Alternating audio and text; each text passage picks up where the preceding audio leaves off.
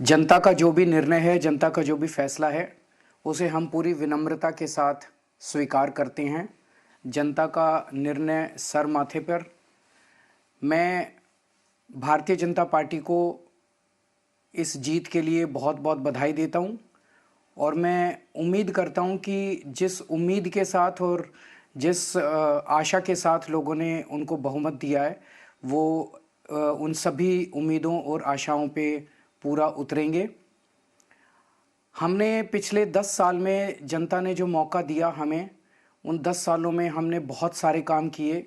शिक्षा के क्षेत्र में, स्वास्थ्य के क्षेत्र में, पानी के क्षेत्र में, बिजली के क्षेत्र में और भी अलग अलग तरीके से लोगों को राहत पहुंचाने की कोशिश की उनकी ज़िंदगी में।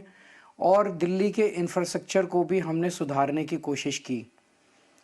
अब जो जनता ने हमें निर्णय दिया है, हम न केवल एक कंस्ट्रक्टिव ऑपोजिशन का रोल निभाएंगे, बल्कि हम समाज सेवा, जनता के सुख दुख में काम आना, व्यक्तिगत तौर पे जिसको भी जो ज़रूरत होगी, हम लोगों के सुख दुख में हमेशा काम आएंगे।